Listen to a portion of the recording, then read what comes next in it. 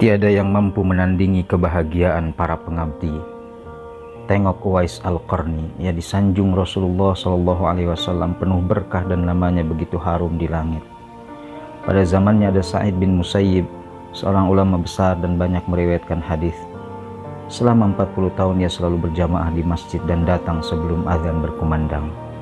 Namun ketulusan Uwais Al-Qarni justru mengalahkannya dan ulama lain semisal Hasan Al-Basri. Tiada pula yang mampu menyaingi penderitaan para pelaku pencitraan. Tengoklah Qarun, ia sukses dengan tumpukan materi, memiliki status sosial, pujian halayak. Banyak orang begitu berharap nasibnya dan anak keturunannya seperti Qarun. Namun hidupnya yang penuh kebanggaan itu justru akhirnya menenggelamkannya. Tiada yang mampu menyamai kebahagiaan orang yang pandai bersabar. Uwais bersabar dengan penyakit kustanya. Hidupnya amat sangat sederhana. Masyarakat mengolok-ngolok, meremehkan, sampai menganggapnya gila dan cemooh lainnya. Namun sosok sekelas Umar bin Khattab, seorang calon penghuni surga, tak segan dan tak malu untuk meminta doa darinya. Bahagia itu memancar.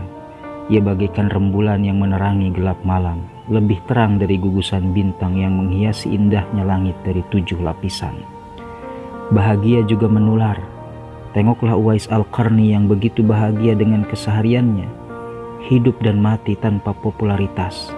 Ia lebih memilih menjadi rakyat jelata, menolak tawaran dari sang khalifah Umar untuk mendapat jaminan.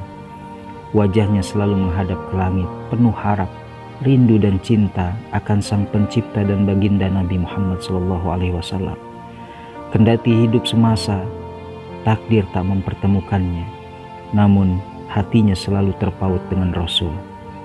Bahagia bukanlah persepsi banyak orang, bukan pula dengan banyaknya materi.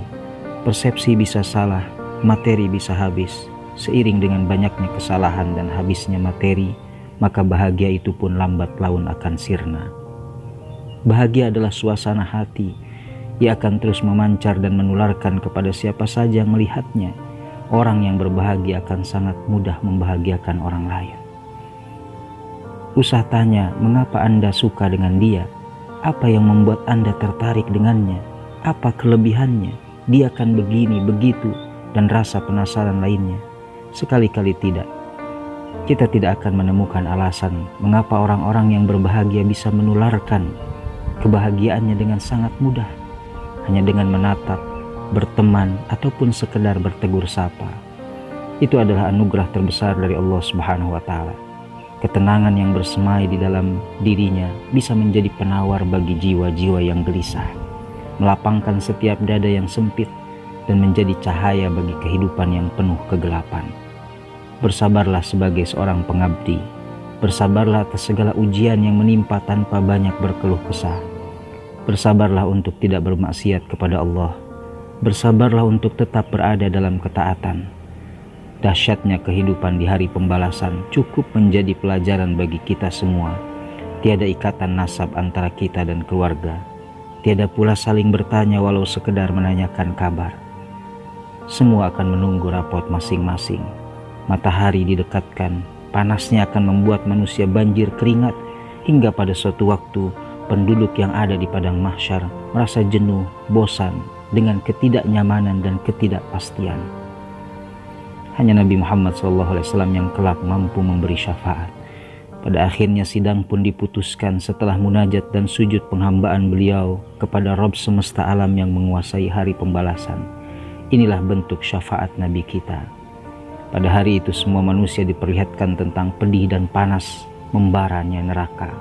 Kemudian Allah akan menyelamatkan pribadi-pribadi yang bertakwa, bersabar, ikhlas, bersyukur, dan tidak sombong atau berbangga diri.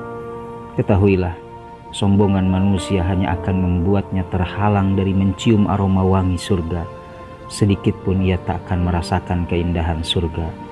Semoga Allah Subhanahu wa Ta'ala senantiasa melindungi jalan kita dengan menjadikan pribadi-pribadi yang cepat bertaubat, memberi hidayah serta taufiknya. Amin. Ya mujibas sa'ilin.